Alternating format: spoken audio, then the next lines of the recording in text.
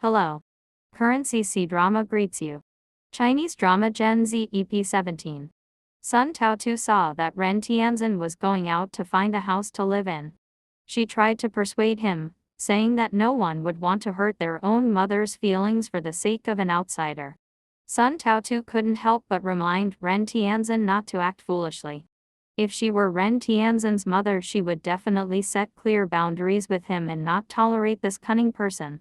Ren Tianzin firmly believed that his mother was only temporarily angry, and he was confident that he could persuade her to let Mingming stay.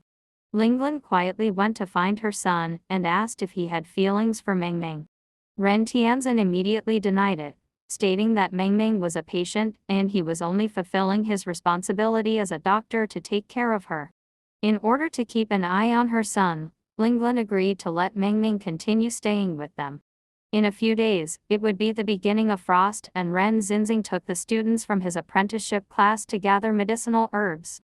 This was a critical time for the growth of aconite, and the environment for its growth was extremely unique. Ren Tianzin drove on the mountain road for a long time. It was originally a dull journey, but with Sun Taotu around, the car was filled with singing and laughter. The whole process felt relaxed. Ren Tianzin heard Sun Taotu selecting a quiet song in the car, and he couldn't help but be curious when he saw her looking thoughtfully out of the window through the rearview mirror. Sun Taotu was indeed a person with delicate thoughts.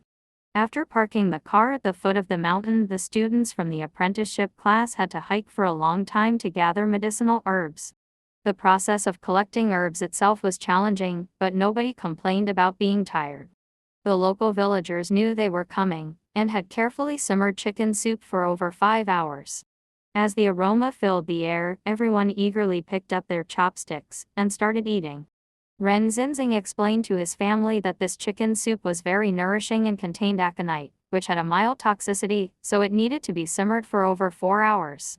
Sun Taotu enjoyed it with relish. When she heard that there was a mild toxicity, she pretended to be surprised and claimed that as an inheritor, she couldn't eat anything poisonous.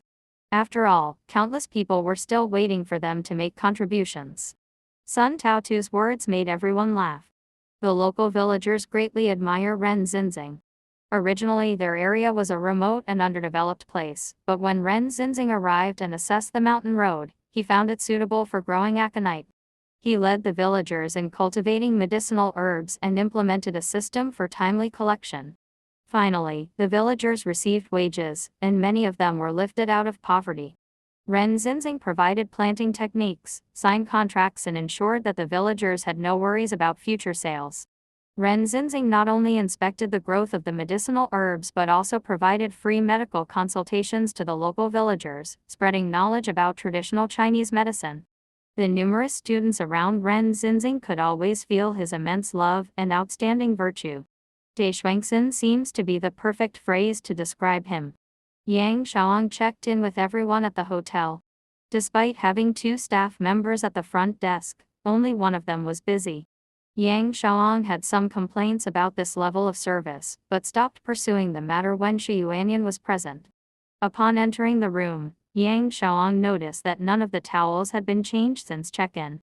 She believed that hotel towels should be changed for each guest, and she couldn't accept the situation. She demanded that all towels must be dry and clean. However, the staff member insisted on not changing them. Just as the two were about to argue, Sun Taotu hurriedly came over with clothes in her hands and asked if there was a washing machine available. She wanted to use it to wash her dirty clothes. Sun Taotu and the staff member were able to communicate, and they discovered that the hotel's washing machine was filled with potatoes and sweet potatoes. They removed the produce and cleaned the machine before starting to wash the clothes. Originally, the hotel staff didn't know how to use the fully automatic washing machine.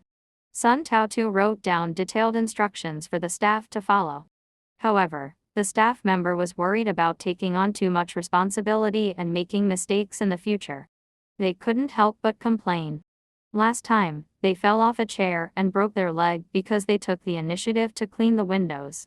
So, the staff member had learned a lesson and no longer volunteered for tasks. Upon hearing the staff member's concern about injuring their leg again, Sun Taotu brought out a window cleaning tool, a long retractable pole to clean the windows. Not only did it eliminate the worry of reaching high windows, but it also ensured a thorough cleaning. The staff members were delighted to use the window cleaning tool. Ren Xinxing noticed that everyone in the hotel, led by Sun Taotu, was enthusiastically cleaning the windows, and he nodded in satisfaction. He took this opportunity to give Yang Xiaoang some advice, encouraging her to learn from Sun Taotu's down-to-earth attitude and patience. Inspired by Sun Taotu's influence, Yang Xiaoang finally understood where she had gone wrong. Lu Changqing brought his son, Lu Zuong, to the clinic to see Ren Xinxing. He pleaded with Ren Xinxing to provide a diagnosis certificate for his son's depression. Lu Zuong had excellent academic performance, but during his senior year he became obsessed with street dancing and insisted on joining a training group.